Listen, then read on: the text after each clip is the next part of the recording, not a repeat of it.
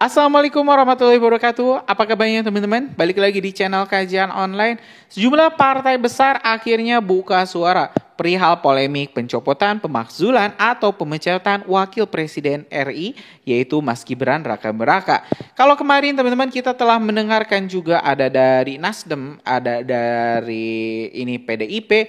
Hari ini kita mendengarkan pernyataan dari Golkar yang isinya teman-teman menghormati keputusan MPR, menghormati keputusan para purnawirawan Jenderal TNI. Apakah ini adalah sinyal teman-teman?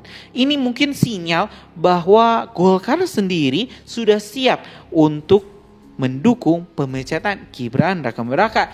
Jadi ya bola panasnya itu tinggal ada di Gerindra. Apakah Gerindra akan mengikuti skenario alur yang sudah dibuat oleh seseorang yang mungkin powernya itu lebih besar daripada Pak Prabowo, atau mungkin Pak Prabowo akan mencoba untuk melawan balik, bertahan, atau seperti apa? Ya, ini teman-teman tentu bakal sangat menarik untuk kita simak. Dan bagaimana respon Golkar, salah satu partai tertua di Indonesia dan juga terbesar, di mana kekuatan parlemen tentu akan sangat diperhitungkan kalau misalnya Golkar juga ikut-ikutan PDIP untuk mendukung pemakzulan dari Gibran Raka-Beraka. Biar gak tambah penasaran dan gak jadi simpang siur informasinya, kita mending langsung saja simak video selengkapnya.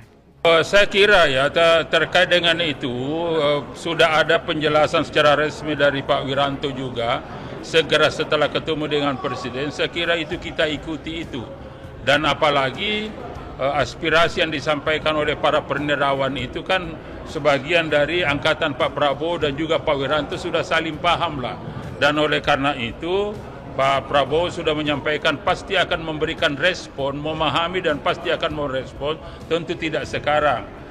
Oke, jadi gini saudara sekalian, jadi Ketua Umum DPP Partai Golkar, Bung Bahlil Lahadalia, di dalam memulai tugasnya sebagai mandataris Munas, telah bertekad bahwa kepemimpinan DPP Partai Golkar harus diinspirasi oleh paradigma baru Partai Golkar. Jadi paradigma baru Partai Golkar itu adalah memuat nilai-nilai pembaharuan. Dan karena itu bagian daripada gerakan yang dilakukan sesuai dengan arahan Ketua Umum adalah bagaimana konsolidasi ideologi, konsolidasi wawasan kebangsaan, konsolidasi program, dan konsolidasi organisasi itu berjalan dengan baik. Nah, oleh karena itu apa yang dilakukan oleh teman-teman dari Angkatan Muda Majelis Dakwah Islamiyah ini adalah merupakan bagian integral dari gerakan itu.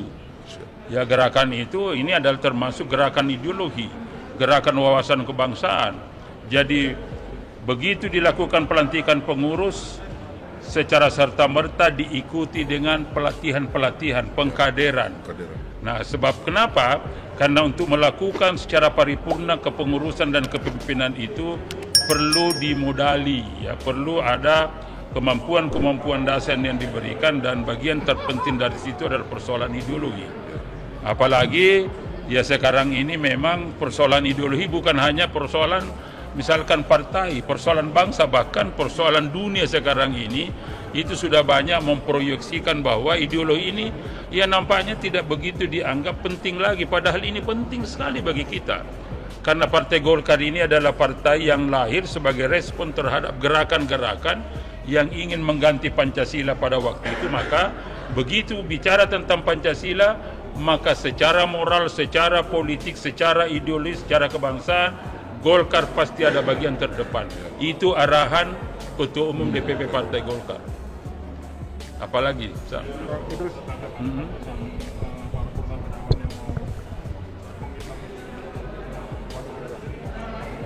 Saya kira ya terkait dengan itu sudah ada penjelasan secara resmi dari Pak Wiranto juga segera setelah ketemu dengan Presiden. Saya kira itu kita ikuti itu, dan apalagi aspirasi yang disampaikan oleh para purnawirawan itu kan sebagian dari angkatan Pak Prabowo dan juga Pak Wiranto sudah saling paham lah, dan oleh karena itu Pak Prabowo sudah menyampaikan pasti akan memberikan respon, memahami dan pasti akan merespon, tentu tidak sekarang.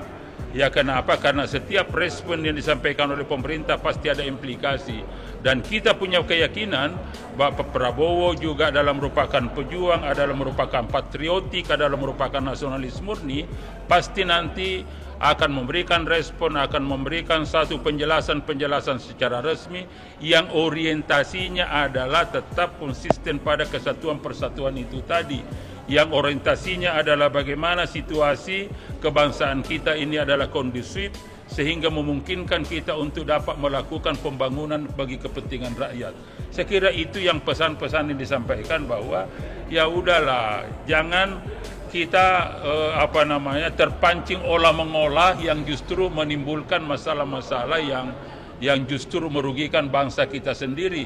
Ya, kapan pemerintah ini melakukan gerakan pembangunan Astacita itu kalau misalkan selalu hanya menghabiskan energi pada respon terhadap olah-mengolah itu. Nah, karena itu ya kita tunggu saja, dan kami punya keyakinan ya Pak Prabowo kan sejak dari awal sudah mengajak seluruh anak bangsa dengan suatu pemikiran bahwa asas kebangsaan, asas kita ini adalah kekeluargaan, Indonesia ini adalah rumah besar, dan karena itu kita kelola secara bersama-sama. Itu pesan Pak Prabowo, dan oleh karena itu terakhir juga Pak Prabowo juga pasti akan mengajak kelompok-kelompok kritis, katakanlah kelompok oposisi, dan sudah dimulai oleh Pak Dasko yang melakukan komunikasi dengan kelompok-kelompok kritis. Ada Bung Rocky, ada Bung Repli, dan kemudian di situ ada Saganda, kemudian ada Jumho, ada semua sudah diajak untuk diskusi, dan kami punya keyakinan ini pasti akan terjadi nanti. Dan tidak mungkin Pak Dasko melakukan komunikasi dengan mereka itu tanpa ada perintah, minimal ada sinyal dari Pak Prabowo untuk melakukan komunikasi, dan memang karakter Pak Prabowo begitu. Ya, Pak Prabowo karakternya adalah sangat terbuka, sangat rasional, menerima masukan sebagai seorang yang menghargai proses demokrasi, bukan hanya demokrasi prosedural tetapi juga demokrasi substansial. Karena ketika 2014 saya pernah menjadi ketua koalisinya, Koalisi Merah Putih, kurang lebih 2-3 tahun. Jadi kita paham betul, dan seperti itulah Pak Prabowo gitu. Ya, saya kira itu. Apakah itu nanti akan bisa mengganggu soliditas dan juga jalannya pemerintahan? Itulah yang disampaikan. Ya, teman-teman, barusan kita telah mendengarkan pernyataan resmi, teman-teman, ini dari Golkar terkait isu kudeta, isu pemakzulan dari Wapres Gibran. Kita tentu, teman-teman, memuji ini pernyataan dari Wakil Ketua Partai Golkar, Bapak Idrus Marham, yang memuji respon Presiden Prabowo Subianto soal tuntutan para purnawirawan TNI yang salah satunya meminta MPR mencopot Wakil Presiden Gibran Rakaraka. Menurutnya Bapak Prabowo pasti akan konsisten menjaga persatuan dan menjelaskan masalah ini secara resmi dengan orientasi pada bangsa, kata Idrus Marham di Jakarta Sabtu 26 April 2025.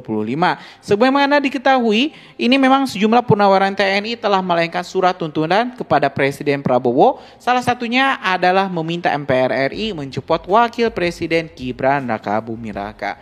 Teman-teman, jadi di sini Golkar ini sepenuhnya akan mengikuti keputusan dari Pak Prabowo. Jadi kalau misalnya kata Pak Prabowo, oke, Wapres kita ganti, maka Golkar pun akan menghormati keputusan tersebut. Kalau misalnya MPR memutuskan Wakil Presiden akan dimakzulkan, maka itu juga akan dihormati. Jadi bola panasnya sepertinya ada di Pak Prabowo. Apakah Pak Prabowo akan mengkhianati Wakil Presiden dan juga Pak Jokowi yang telah berdarah-darah di Pilpres 2024 untuk memenangkan pasangan Pak Prabowo dan juga Mas Gibran? Atau mungkin Pak Prabowo di sini akan, akan berada di sisi netral, tidak akan memihak salah satu pihak dan membiarkan MPR lah yang akan menentukan. Tentu ini, teman-teman, kembali lagi sangat menarik, bakal sangat menarik untuk kita tunggu update perkembangannya. Mungkin itu informasi kita hari ini. Terima kasih. Assalamualaikum warahmatullahi wabarakatuh.